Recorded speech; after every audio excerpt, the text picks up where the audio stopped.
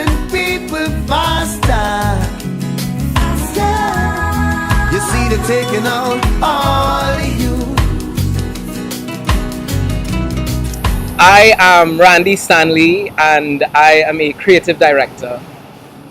I've been doing this for about 3 years officially, but I began the process of developing myself as an individual creative, and then moving on to creative director probably from about 2008, which was kind of like my last years at Queen's Royal College, which is very fitting that we're here. You know, this is kind of the place where all of me started, where it all began, and then that, you know, we could take that back to 2001, which is when I first got to QRC. But really, Queen's Royal College was the institution, the foundation of creativity in my life. It was a pillar of creativity. It was, this is your playground of arts and theatre and paint and colours and words and music and scouting and drums and brass and kind of everything that has now been poured into me today.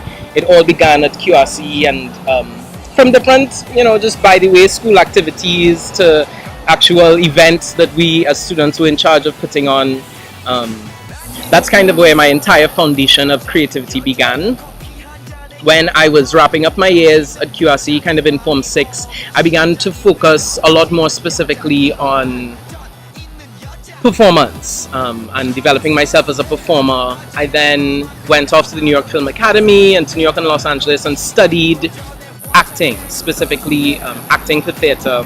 And I found that in my studying of acting, it was quite interesting and, you know, it was quite gratifying, but it felt limited. It felt like we got to a point where, as an individual, there was only so much I could create and bring to the table creatively as an actor. And I think this is where my sensibility and my desire and my expansion into creative direction began. I realized that I had a great sense of vision, and probably that was all I had. You know, a vision in terms of being able to look at a final product, whether it be a photo for a photo shoot or a song for an artist or a poem. You know, being able to look at the final product and know, right, this is what I want. I see the final product, it's clear, and then now let's find a team. You know, let's find a team of people to work and engage and make these things happen. And each of these people have their own individual expertise. You know, makeup artists, they're able to bring an extraordinary, specific skill set and fabulousness to the face of the makeup. The photographers know so much about lighting and lenses, and everybody in their own area of expertise is able to bring something which me as an individual can't bring.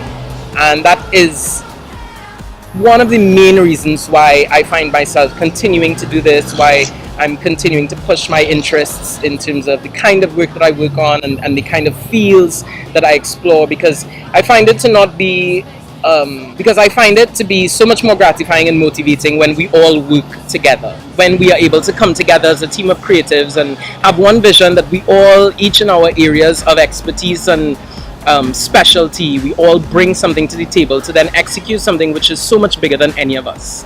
That is one of the main motivators and kind of exciters when it comes to a project. I think about a project, I think about who can we work with, who has extraordinary talent, who's doing something that, you know, we haven't seen, that we could bring to this project and marry with this person who's doing this and pull this person who's doing this, and at the end of it we have something which either of us in our individuality could never amount to.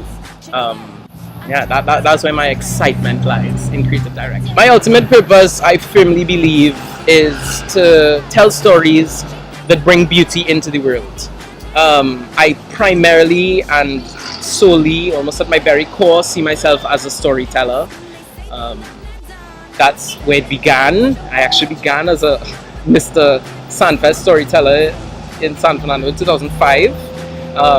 And that was such an interesting, you know, it's like a competition you do for Sandfest, and you have to tell a story, and there are different aspects and elements. And you do these things in high school. Once again, QRC was what exposed me to these things. But you do these things and you think, well, just something I do in high school. But you continue off into life and you get older and you realize there's certain core elements of self which stick with you, and you realize as much as I change and grow and adapt, this element of self I can't shake. And to me, those are the elements of self that you begin to realize are purpose. And so I consider having taken myself as a storyteller and my storytelling now into just various contexts. And that's what I see in my creative direction. That's what I do currently, is whether it is we're telling the story of what one specific brand is trying to communicate in an ad or in a Facebook post, or whether we're telling the story of what an artist is trying to communicate in their music video. Whatever the story it is that we're telling, for me, that is just it. I'm just here to tell stories.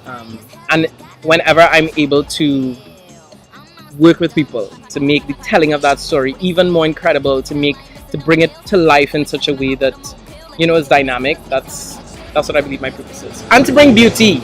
You know, there are different kinds of stories that you could tell. You know, there's stories of warning, there's stories of politics, which, you know, beauty could be in politics too, but primarily I believe, my purpose is as a storyteller of beauty in whatever context or shape or incarnation it happens to exist in. This is Randy Stanley with SelfMade Studios, and you're watching SelfMade Souls Season 2 on GT Network. The term self-made to me really encapsulates and kind of packages where I believe we are at currently, you know, in the current day context, not necessarily only as individual creatives, but as business people, as young people, as people trying to come into the world today and figure out how do I make a context for myself. A lot of it is best made self-made. You know, we have so many tools in this day and age to zone in on, okay, what is my passion, what's something I love, what is something I do well, and how can I take this thing and now make for myself a life which can be fueled from the doing of this thing. If I sit home and I know that jewelry making is a craft of mine that I absolutely love and I happen to just have great hands at it, or mask making, or whatever, you know, we are in the day and age where we are all able and all capable of being self-made. It's kind of like returning to the barter system without necessarily bartering, you know, but that's exactly what it is. It's like I have the capacity and the tools to sit at home, to make my little home studio if I'm a home jeweler. I could put together my little own website. I can send people in the States on Etsy. I can send, you know, people in Jamaica who like, I could FedEx. You know, there's so many avenues through which in this day and age, no matter what we are, we can exist as self-made, you know, and make a living for ourselves and not sit under a corporation that wants us to. Stories of beauty. I'm not going to get into the negativity of that, but that's really to me what self-made encapsulates. I am Randy Stanley, creative director, and I am self-made. Yeah, see it. You got it? Ready? Since first call. 934 TXS. XS? 2 X's?